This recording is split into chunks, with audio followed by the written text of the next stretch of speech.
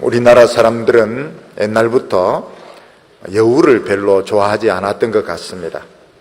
그래서 사람들이 말을 해도 100년 먹은 여우가 사람을 호리고 있다는 둥, 또 어떤 사람의 얼굴에 대해서는 여우같이 생겼다는 둥, 꼬리가 9개가 있다는 둥, 전부 다 좋지 못하는 이런 뜻으로 여우를 사용했습니다.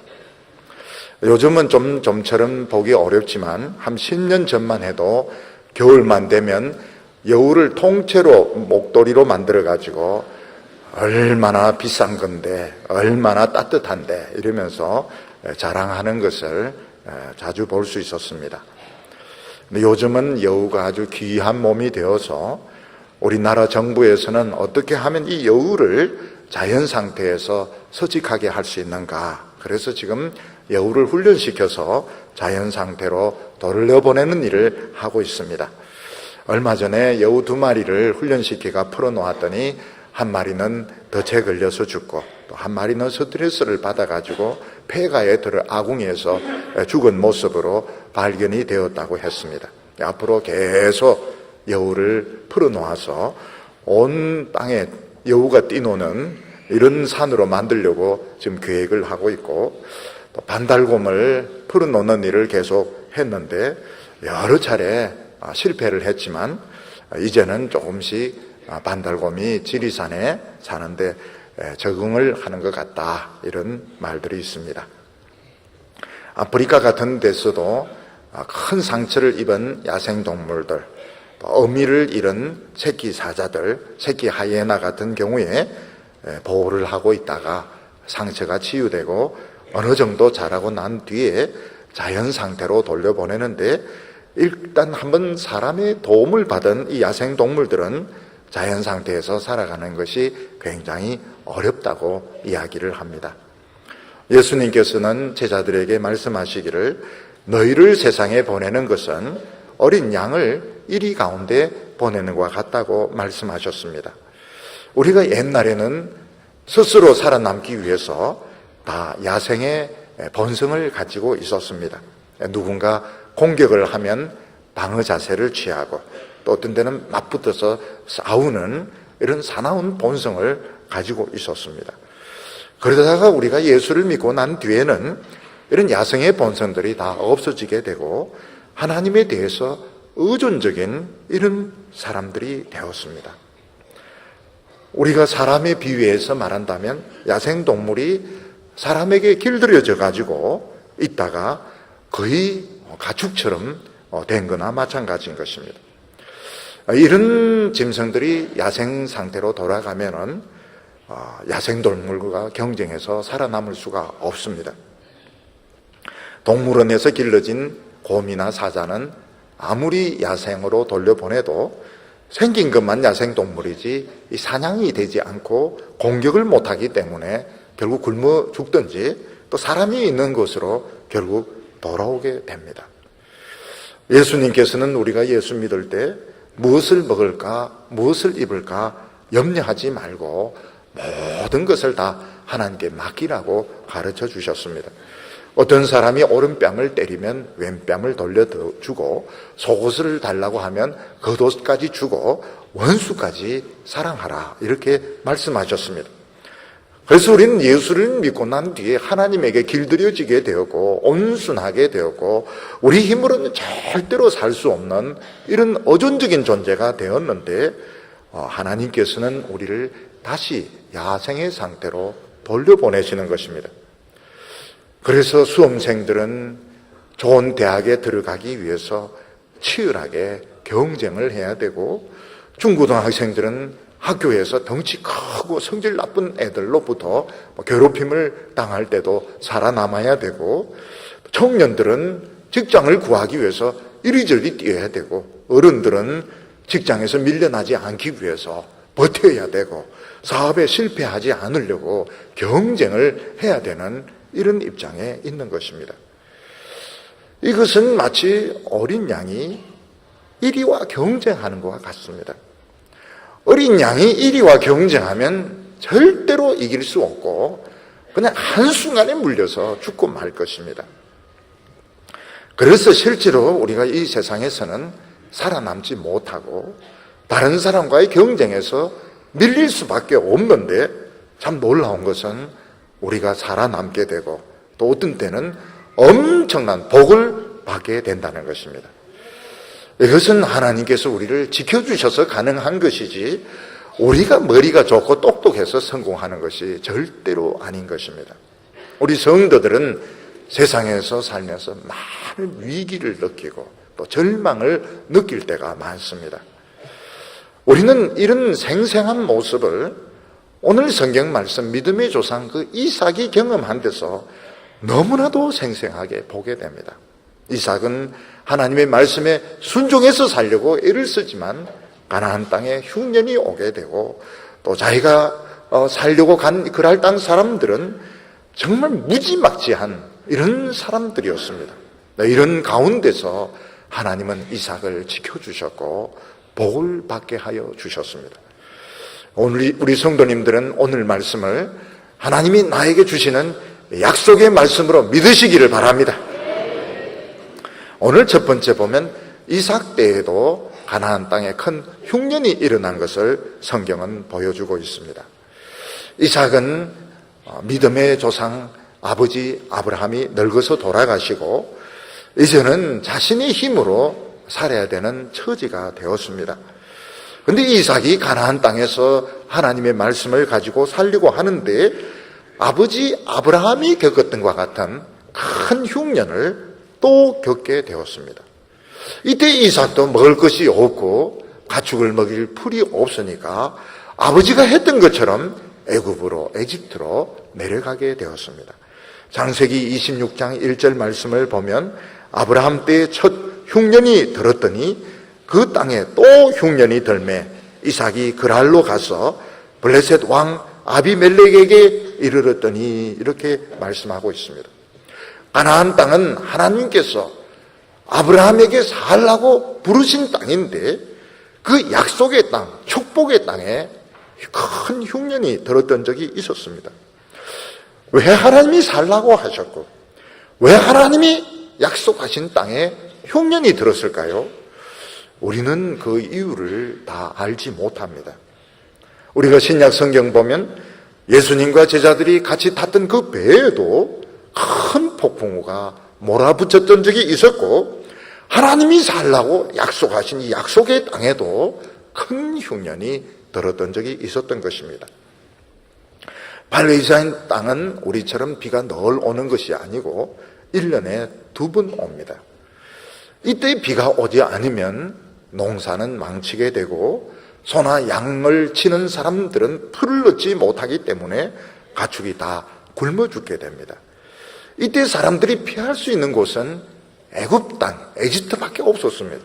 왜냐하면 애굽은 나일강이 범람하면서 비옥한 흙을 날라다 주기 때문에 곡식이 있었던 것입니다. 아브라함이 처음 하나님의 말씀에 순종해서 가나안 땅에 와서 겪었던 것도 바로 이 흉년이었습니다. 하나님께서 가나안 땅에 와서 살아라 이렇게 명령하셨으면 적어도 흉년은 오지 말아야 되는데 현실은 그렇지 못했던 것입니다. 아브라함은 먹고 살기 위해서 애굽으로 내려갔다가 부인을 바로에게 뺏기고 굉장히 많은 어려움을 겪었습니다. 그러다가 간신히 부인 사라를 찾아가지고 가나안 땅으로 돌아오고 난 뒤에 아브라함은 무슨 일이 있어도 어떤 일이 있어도 절대로 가나안 땅을 떠나지 않겠다고 결심하고 실제로 떠나지 않았습니다. 그런데 이삭은 가나안 땅에 흉년이 드니까 아버지가 했던 그 실수를 똑같이 반복하고 있는 것입니다. 아버지가 애굽 땅에 내려갔다가 부인을 뺏기고 그렇게 고생을 하고 하나님의 도움으로 부인을 도로 찾았다면 적어도 나는 아버지가 한 실수는 반복하지 않겠다. 나는 무슨 일이 있어도 이 약속의 땅에 있겠다. 이래야 되는데 이삭도 아버지가 했던 것과 똑같은 실수를 반복하는 것을 보게 됩니다. 이것을 통해서 우리가 알 수 있는 것이 무엇인가 하면 신앙이라고 하는 것은 말로 배우고 책으로 배우기도 하지만 실제로는 자기가 한번 겪어봐야 된다는 것입니다.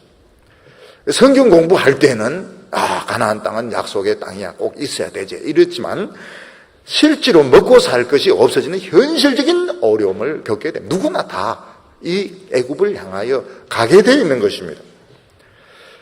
그래서 이 흉년이 들더라도 가나안 땅을 지키려고 하면 그냥 이론적으로 배운 것으로는 안 됩니다.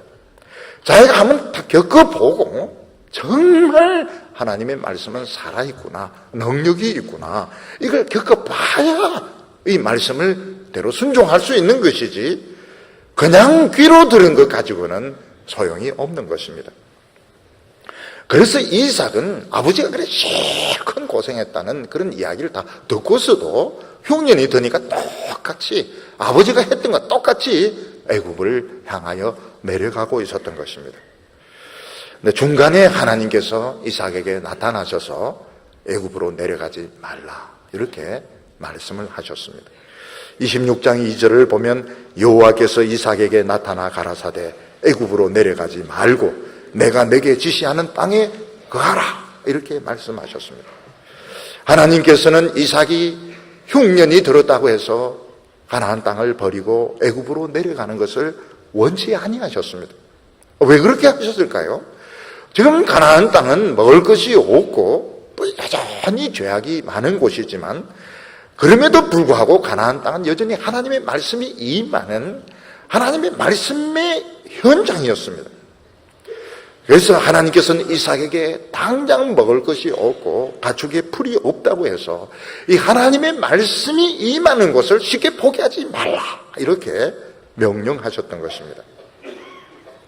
많은 성도님들 중에서 참 어렵게 신앙을 가지게 되는데 신앙을 가지고 난 뒤에 보니까 직장이 해결되지 않고 먹는 문제가 해결되지 않는 것입니다. 그때 무슨 기도를 드립니까? 하나님, 이번에는 정말 제대로 참 신앙생활 하려고 했는데 직장이 없으니까 어쩔 수 없네요. 상당한 기간 방학을 할 테니까 그 뒤에 찾아오겠습니다. 이렇게 할 때가 많습니다. 그때 하나님께서 뭐라고 말씀하십니까? 방학은 네 마음대로 하는 것이 아니다. 애굽 땅으로 내려가지 말고 그냥 끝까지 한번 버텨봐라. 이렇게 말씀하시는 겁니다. 어떻게 보면 하나님의 말씀은 좀 모순되는 것 같고 말도 안 되는 소리 같습니다. 신앙생활 제대로 하게 하시려면 적어도 먹는 문제, 생활 문제, 직장 문제는 해결시켜 주셔야 되는데 그것도 안 되는 상태에서 말씀만 붙잡아라. 이건 참 이해가 안 되는 것입니다. 그러나 하나님께서는 그렇게 하라고 말씀하십니다. 지금도 우리 많은 성도들이 겪고 있는 문제가 바로 이런 문제입니다. 신앙이냐, 먹고 사는 문제냐. 이런 갈등들은 지금 오늘 우리만 겪고 있는 것이 아니고 아브라함도 겪었고 이삭도 겪었고 많은 믿음의 사람들이 겪었던 동일한 문제인 것입니다. 하나님께서는 뭐라고 말해요? 직장에 어려움이 있고 생활이 보장이 되지 않아도 세상으로 가면 안 된다. 왜냐하면 하나님에게는 또 주실 다른 복이 있기 때문에 그런 것입니다. 가나안 땅에 흉년이 들었는데 이삭이 가나안 땅에 있어야 되는 것은 하나님이 이삭의 믿음을 테스트해 보는 것입니다. 무조건 애굽으로 내려가는 것은 시험을 포기하는 것 같습니다. 수능을 치는 학생들이 수능 문제가 어렵다고 해서 중간에 포기하고 나와버리면 이는 시험을 포기하는 것밖에 되지 않습니다. 그래서 수능 시험 치기 전에 고3 학생들이 꼭 이야기합니다. 시험 문제가 쉬우면 너가 쉬우면 딴 사람도 쉽고 너가 어려우면 딴 사람도 어렵기 때문에 절대로 포기하지 마라. 채점은 채점관이 알아서 할 테니까 너는 무조건 끝까지 최선을 다해라. 그리고 실수만 안 하면 시험 굉장히 잘 본 거다. 이렇게 이야기해 주면 우리 학생들이 굉장히 그 힘을 내고 용기를 내게 됩니다. 저는 그것을 지금 매년 하고 있습니다. 수능 시험 보기 전에 고3 학생들 기도하기 전에 꼭 그걸 이야기를 합니다. 우리에게 먹을 것이 다 있고 돈 다 있고 신앙생활 그건 누가 못합니까?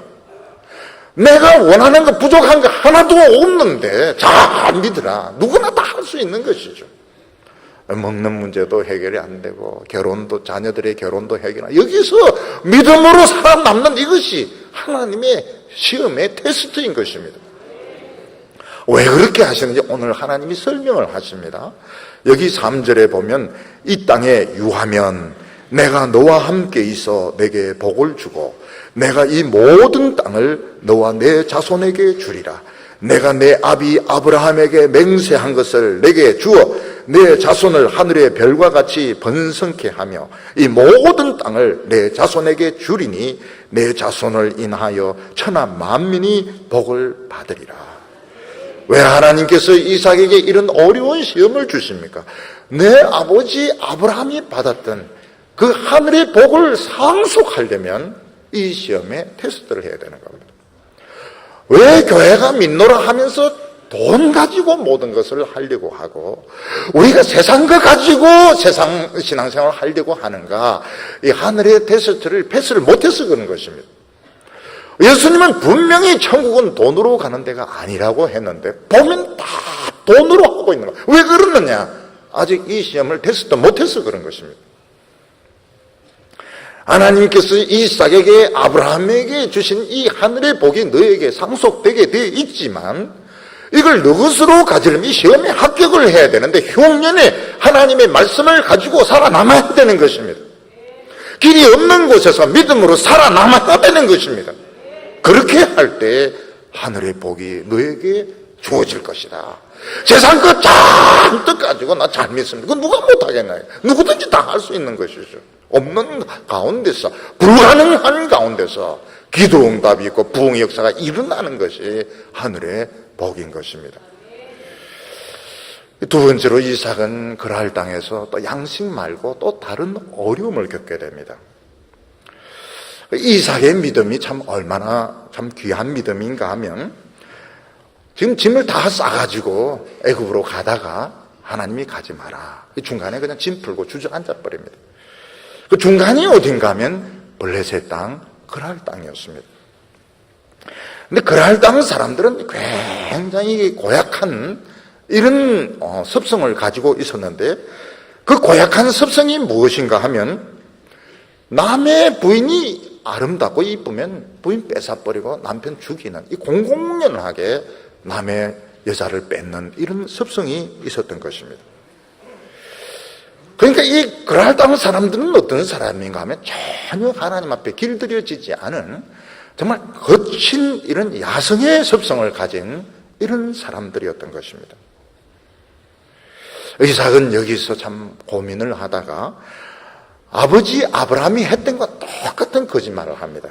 그게 뭔가 하면 자기 부인이 아니고 누이 동생이라고 속이는 것입니다. 6절과 7절 보면 이삭이 그랄 땅에 거하였더니 그곳 사람들이 그 아내를 물으매 그가 말하기를 그는 나의 누이라 하였으니 리브가는 보기에 아리따움으로 그곳 백성이 리브가로 인하여 자기를 죽일까 하여 그는 나의 누이라 하기를 두려워함이었더라. 우리가 성경에 보면 아브라함이 적어도 최소한 2번 자기 부인을 누이라 해서 2번 뺏깁니다. 적어도 2번 뺏기는 거 보면 거짓말은 많이 한 겁니다. 근데 하나님께서 도와주셔서 부인을 이제 도로 찾았는데 이삭이 그런 것을 보았다면 당당하게 내 부인이요. 이 여자는 내 아내입니다. 못 건드립니다. 한번 건드려 보세요. 당신 왕궁이 쑥대밭이 될 겁니다. 이렇게 할 것 같은데 이삭은 그런 말을 못합니다. 거짓말을. 아버지가 했던 것 똑같은 거짓말을 내 부인이 아니고 내 누이입니다.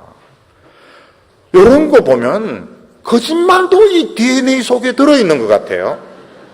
그래서 거짓말하는 것도 여기 상속이 되면 아버지와 똑같이 흉년이 드니까 아버지가 애굽으로 갔던 것처럼 애굽으로 가려고 했고 또 막 거친 이런 사람들 속에 있으니까 똑같이 내 부인이 내 아내가 아니고 누이입니다. 거짓말도 DNA가 이렇게 똑같이 상속되는 것 같습니다. 어떤 직장이나 이런 모임에 새로운 신참자가 왔을 때 수총각이 오면 이제 환영을 합니다. 왜냐하면 이 수총각은 이제 여기 남을 사람이니까 누이도 소개해주고 뭐 동생도 소개해주고, 동생과 누이가 똑같네요. 딸도 소개해주고 이래서 환영을 하는데, 결혼한 사람이 오면 벌써 인상이 이제 찌부러지면서 별 볼일 없다. 그러니까 거짓말하는 사람이죠. 전 수총각입니다. 새파란 수총각입니다. 이렇게 거짓말하는데 보면 집에 애도 주렁주렁 달려있고 이런 사람이 있는 겁니다. 이삭은 리브가가 자기 누이라고 이렇게 거짓말을 했습니다. 그러다가 우연한 기회에 들통이 나게 됩니다. 8절에 보면 이삭이 거기 오래 거하더니 이삭이 그 안에 리브가를 껴안은 것을 블레셋 왕 아비멜렉이 창으로 내다 본지라. 여기 이삭이 리브가를 껴안았다 하는 것은 히브리 말로 메사학입니다. 메사학은 그냥 이 허깅하는 게 아닙니다. 이거는 부부 사이에 성경이기 때문에 너무 자세하게 번역하기가 어려워요. 근데 이것은 부부 사이에 서로 이제 사랑하는 그런 행위를 말하는 거예요. 메사학이라는 것은. 그래서 이스마엘이 이삭을 가지고 희롱하였다. 그것도 메사학입니다. 이 메사학은 성적인 용어인 것입니다. 그러니까 이 그랄 땅은 더우니까 창문이 제대로 안 돼 있는 겁니다. 그랄 왕이 창문으로 이렇게 보니까 이삭과 리브가가 이제 서로 껴안고 서로가 이제 서로 사랑을 하는 것을 보게 된 겁니다. 그걸 보고 아비멜렉은 당장 이삭을 호출을 시켰습니다. 9절에 보면 이 아비멜렉이 이삭을 불러 이르되 그가 정녕 내 아내연을 어찌 내 누이라 하였느냐. 아비멜렉은 자기가 너무너무 도덕적인 이런 임금인 것처럼 허세를 부리면서 이삭을 불러가지고 정녕 너 부인인데 왜 누이라고 했느냐, 잘못했으면 백성 중에 누가 죄를 지을 뻔했도다. 이 허풍이죠, 허풍. 만약 아비멜렉이 진짜 도덕적이고 점잖은 사람이라면 남의 집을 왜 훔쳐보는 겁니까? 이게 완전히 거짓말쟁이입니다. 이 호기심을 가지고 남의 집에 지금 리브가가 지금 옷 갈아입나, 지금 리브가가 샤워하나, 이래보다가 뭐 볼 걸 보고 나서는 막 들통나니까 오히려 자기가 막 화를 내면서 막 어떻게 너희들이 뭐 부부인데 누이라고 했느냐. 실제로는 이 아비멜렉이 엉큼한 놈입니다. 남의 창문을 가지고 열심히 이렇게 보다가 엉뚱한 장면을 보게 된 겁니다. 우리가 이것을 보면 참 이삭이 하나님의 백성으로서 이방 땅에 살아가는 게 참 얼마나 어려웠는지 알 수가 있습니다. 이삭은 가나안 땅에 흉년이 들어서 이제 그랄 땅에 오게 되는데 거기서 부부 관계를 부부라고 말도 못하는 겁니다. 그리고 이제 부부가 서로 사랑을 하다가 이걸 이제 누가 또 보고, 또 왕이 보고 막 꾸중을 듣습니다. 여기서 우리가 알 수 있는 것이 뭔가 하면 참 부인이 이쁜 사람은 또 다른 고민이 있구나 하는 걸 알 수 있습니다. 저는 뭐 그런 고민을 한 번도 안 해봤는데 부인이 예쁜 사람은 또 남들이 이해 못하는 고민, 이번에 처음 알았습니다. 부인 또 누가 또 업어갈까 싶어가지고 이런 고민이 있구나. 참 너무 이쁘면 안 되겠구나. 이런 걸 이제 성경을 깊이 은혜받으면서 깨닫게 된 것입니다. 그러니까 이 이삭은 이제 가다가 중간에 이제 주저앉았는데 왕이 또 보고, 왕이 또 밖에서 또 신하가 보고 막 왕이시여 빨리 오소서, 막 이 중요한 장면입니다. 이러니까 또 보고 막 꾸중을 듣고 야단 맞고 망신을 당하고. 그래서 이삭이 솔직하게 이야기합니다. 우리는 부부인데 너무 이곳 사람들이 거칠어가지고 내 아내 뺏기고 날 죽일까 싶어서, 살고 싶어서 거짓말을 했다고 이렇게 이야기를 하니까 아비멜렉이 이해를 하고 동정을 합니다. 그래서 모든 백성에게 이 두 사람은 부부니까 절대로 건드리지 마라. 그래서 이삭이 거기에 안전하게 살게 되었습니다. 그리고는 무슨 일이 일어나는가 하면 하나님 복을 막 주시기 시작했습니다. 하나님은 그랄 땅에 주저앉은 이삭에게 막 복을 주시는데 10배, 30배, 100배의 복을 내려주셨던 것입니다. 12절에 보면 이삭이 그 땅에서 농사하여 그 해에 100배나 얻었고 여호와께서 복을 주심으로 그 사람이 장대하고 왕성하여 마침내 거부가 되어 양과 소가 떼를 이루고 노복이 심히 많으므로 블레셋 사람이 그를 시기하였더라, 이렇게 말하고 있습니다. 이삭은 자기가 그랄 땅에 살게 될 줄은 꿈에도 생각을 못했습니다. 이삭은 에집트로 가려고 지금 짐을 싸가지고 가는데 하나님이 가지 마라. 그러니까 중간에 그냥 짐 풀고 주저앉은 데가 그랄 땅이었던 것입니다. 예를 들어서 어떤 분이 이제 이사를 하는데 막 포장마차를 합니다. 포장이 이사죠. 짐을 싣고 막 가는데 지금 다리를 지금 넘어가려고 하는데 하나님께서 이사 가지 마라. 그러니까 그냥 거기 주저앉아 버린 겁니다. 이삭의 이 신앙의 장점이 무엇인가 하면 하나님이 하지 마라, 이러면 중간에서 딱 포기하는 사람입니다. 근데 하나님이 중간에 눌러앉은 이 이삭을 무지무지하게 복을 주셨는데 농사를 짓는데 100배의 소출을 거두게 되고 소, 양이 얼마나 잘 되는지 거부가 되었다고 말씀하고 있습니다. 원래 이삭은 농사를 짓는 사람이 아닙니다. 이삭은 아버지 때부터 목축하는 사람이고 농사는 전공이 아닙니다. 근데 그랄 땅에 와보니까 너무 노는 땅이 많고 또 어디 갈 데도 없고 이러니까 그냥 농사를 한번 지어본 겁니다.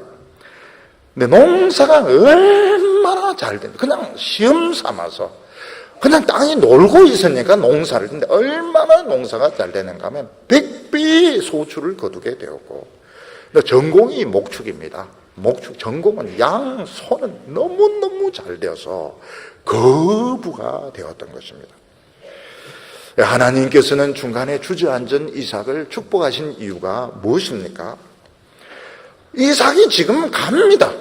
아버지가 했던 실수를 똑같이 하려고 지금 중간에 짐 싸가지고 마차로 세려 막 가고 있는데 하나님이 가지 마라.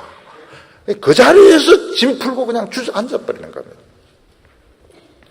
이걸 보고 하나님은 이삭이 너무 사랑스러워가지고 이삭의 그 신앙이 너무너무 하나님의 마음을 기쁘게 했기 때문에 주저앉은 그 자리에서 이삭이 막 복을 받기 시작하는 겁니다.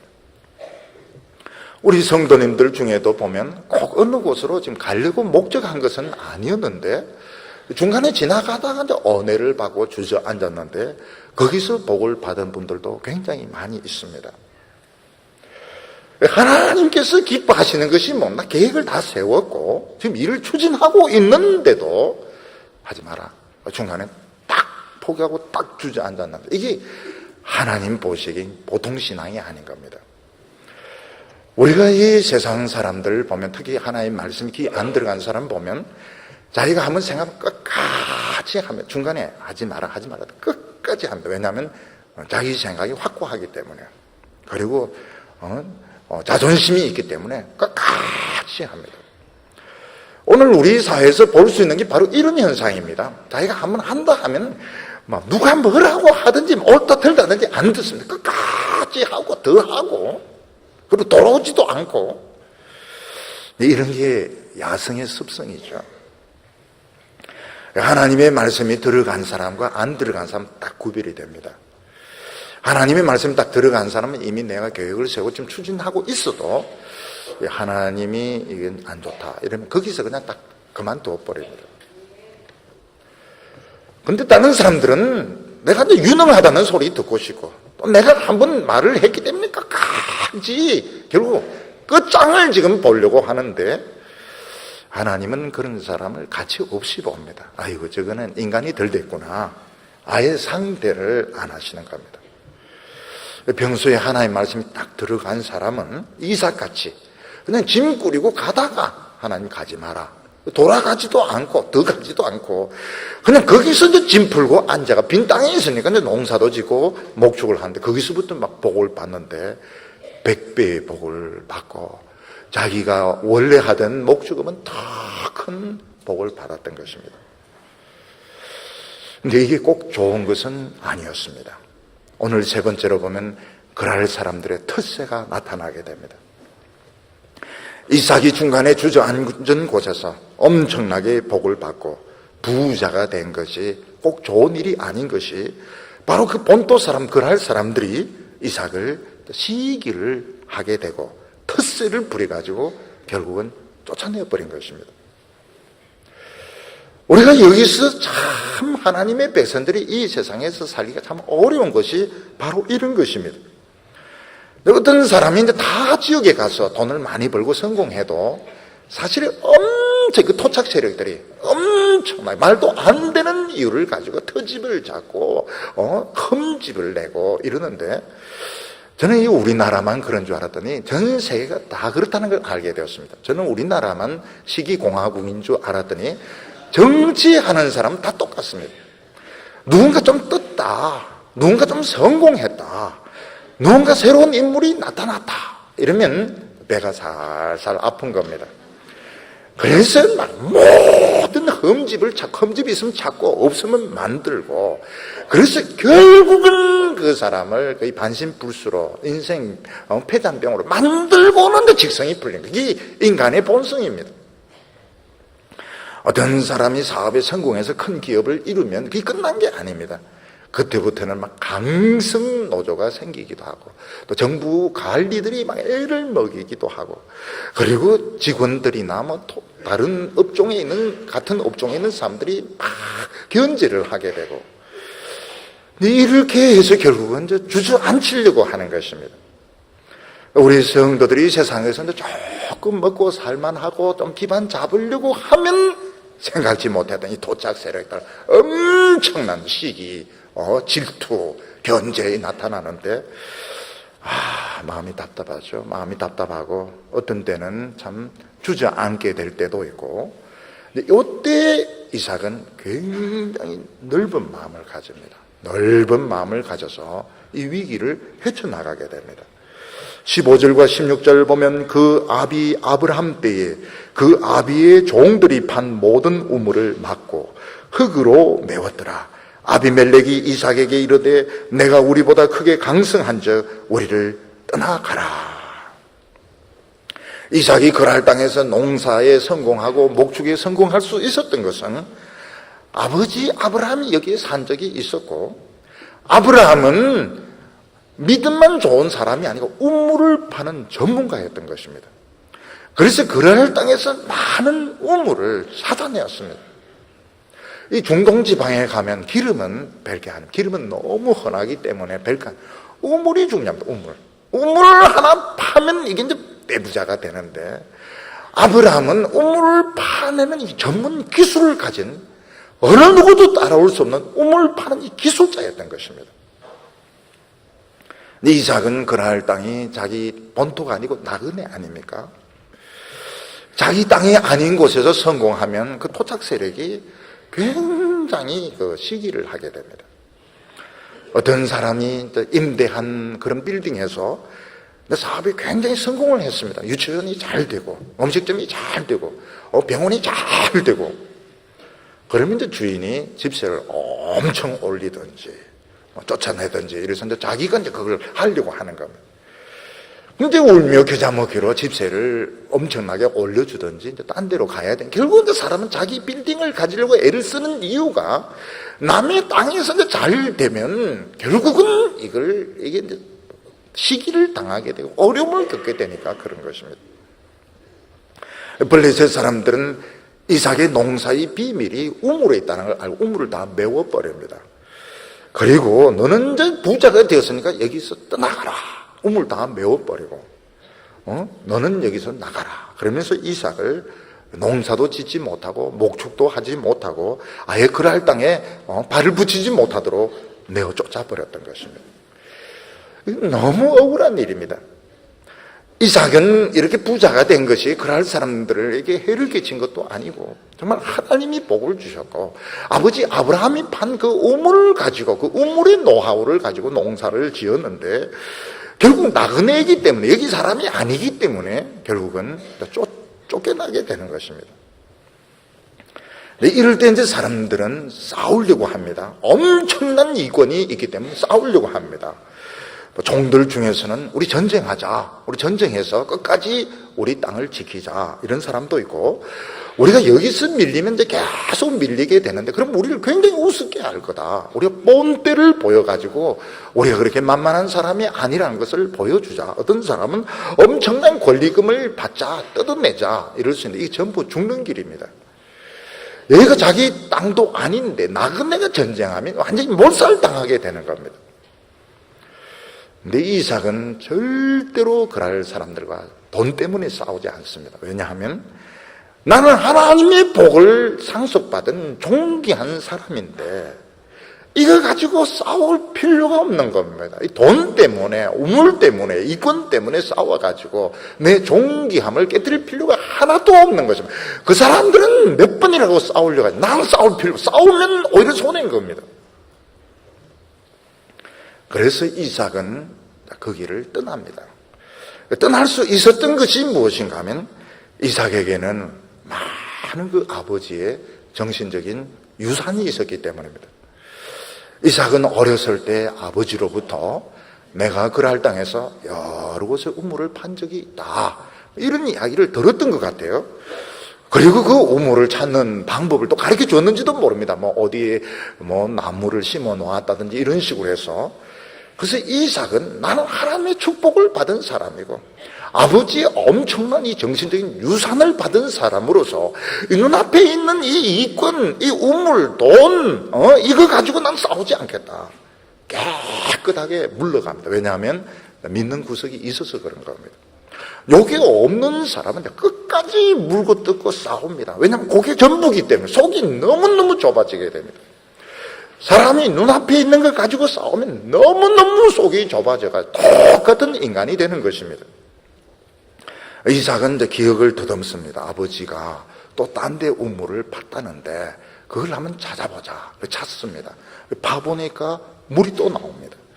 19절에 보면 이삭의 종들이 골짜기에 파서 샘 근원을 얻었더니 그랄 목자들이 이삭의 목자와 다투어 가로되 이 물은 우리의 것이라 하며 이삭이 그 다툼을 인하여 그 우물을 에색이라 하였으며 이삭은 성공을 합니다. 옛날에 아버지의 말을 이제 기억을 해가 더듬어가 골짜기에서 우물 비슷한 흔적을 찾아서 파보니까 우물 막고 거기서 물이 나왔습니다. 이거는 엄청난 겁니다. 요즘 새로운 기술 개발 이상으로 이건 대단한 겁니다.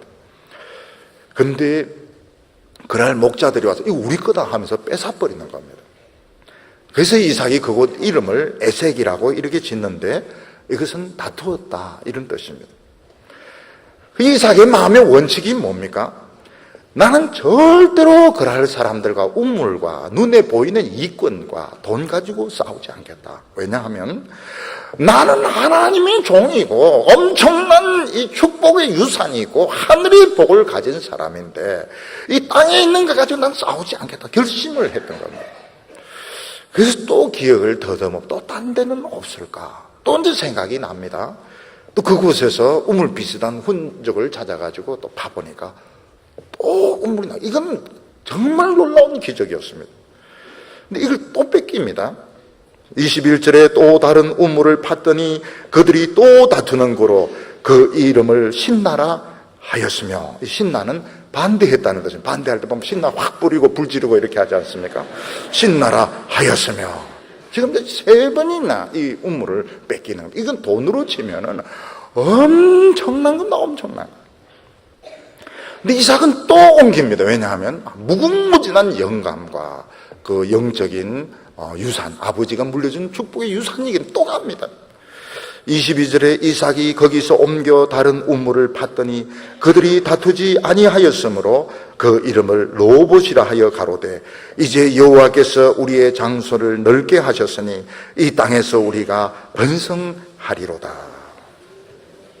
네 번째는 그날 사람들도 뭐가 있습니까? 그럴 사람들도 낯짝이 있는 겁니다. 그래서 3번까지는 신나 뿌리고 막 이러면서 뺏었지만, 근데 4번째 되니까 미안한 겁니다. 4번째 돼. 우리가 사실 4번째까지 뺐으면 우리는 인간도 아니고, 원래 우리 좀 짐승이지만 우리는 이거 짐승도 못 된다. 그래서 결국은 거기서 멈추게 되는 겁니다. 여기서 알 수 있는 것이 뭔가 하면 하나님의 백성이 세상 사람들과 경쟁하고 사는 게 절대로 쉬운 게 아닙니다. 또 한 번으로 물러서지도 않습니다. 근데 끝까지 싸우지 않고 마음을 아주 넓게 이렇게 가졌을 때 결국 그 사람들의 마음 속에도 이 인간이기 때문에 이제 감동이 있는 겁니다.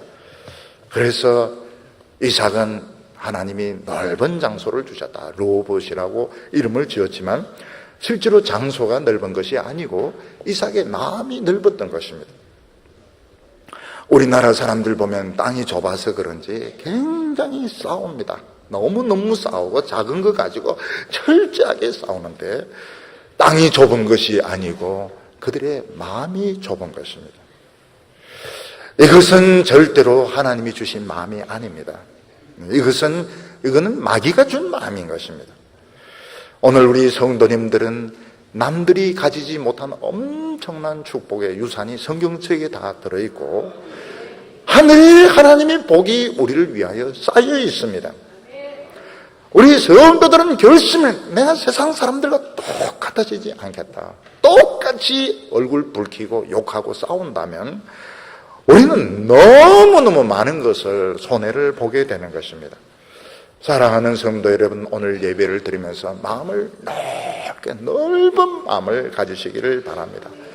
조그마한 것 돈 때문에 싸우지 말고, 글자 하나 가지고 싸우지 말고, 그래서 가지고 싶으면 가지라고 하고, 하나님이 우리를 위하여 준비하신 무궁무진한 지혜와 축복으로 100배의 복을 받고 성공하는 우리 성도님들 다 되시기를 바랍니다. 기도드리겠습니다. 거룩하신 하나님 아버지, 참으로 우리 힘으로는 1분 1초도 살 수 없는 이 무섭고 살벌한 이 세상에서 하나님 지켜주셔서 감사합니다. 오늘 이 예배 가운데 우리에게 지혜와 영광과 믿음을 물붓듯이 부어주셔서 온 성도들의 마음이 바다처럼 넓어지게 하여 주시고 주여 100배의 복을 받을 수 있도록 축복하여 주시옵소서. 예수님의 이름으로 기도하옵나이다.